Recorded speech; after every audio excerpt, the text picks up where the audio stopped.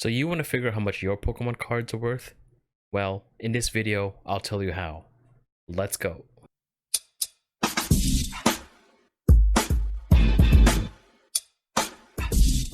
So a couple weeks ago, I made a video about first edition versus shadowless versus unlimited cards. And a lot of people messaged me saying like, hey, I got this first edition card. How much is it worth?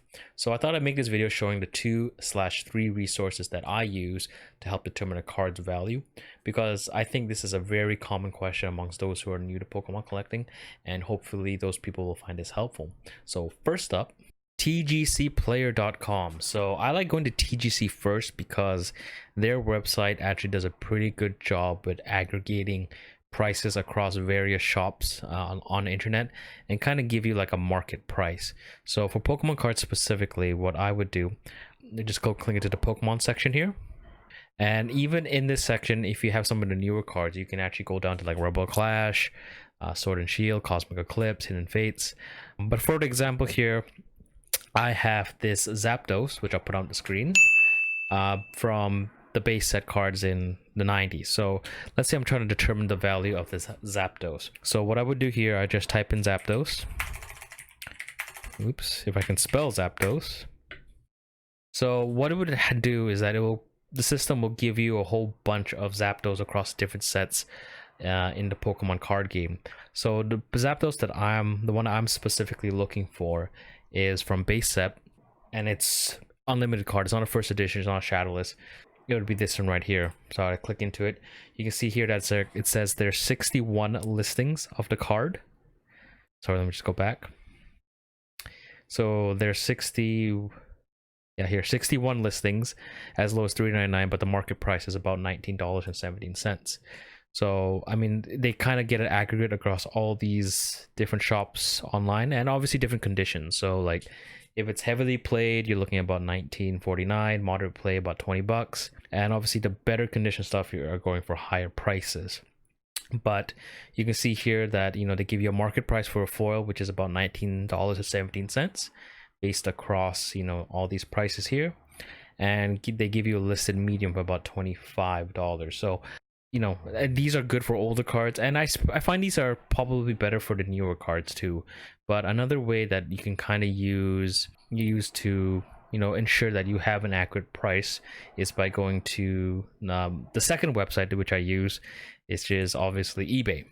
So for eBay here, you know, if I'm trying to look again for the price of this Zapdos card, I would type in Zapdos.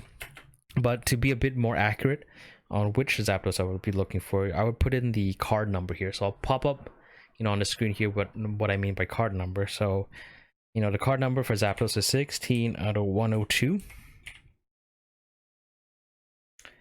And, you know, they give you all the listings that people are trying to sell Zapdos cards to the market. But obviously you can see like some are first edition, some are graded, some are ungraded. You know, they all come in, you know, various conditions. But, you know, a good place, what I would do is like when I first jump into eBay is that I usually just jump down straight into the sold section to see, you know, which cards have sold, and, you know, depending on condition and depending on if it's graded or not.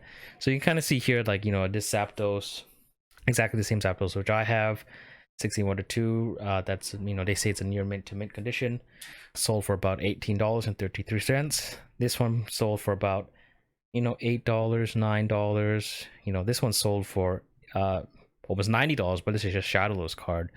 So this one sold for about $22. You know, this one sold for about $20. So I mean, you can kind of see here that, you know, if I were to give a price, you know, I would say, you know, somewhere between $19 to $25, depending on condition. And obviously these are, you know, ungraded prices. If you grade the card, the value of the card does go up because it's been authenticated and there's a number attesting to its, you know, quality. So, you know, these are like two kind of main resources which I use to help determine card's value. But yeah, so but on eBay you also got to factor in the shipping. So I mean, this card here is like $18, but then, you know, you need to factor in another $20 for shipping.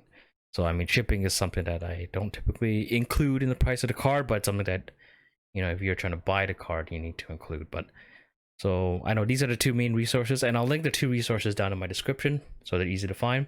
But yeah, so these are the two kind of main websites which I use to help determine a card's value. So hopefully you guys find it helpful. But yeah, so if it's the first time checking out this video, my name is Jason and I post Pokemon videos every week. So be sure to hit that subscribe button. And yeah, take care. Bye.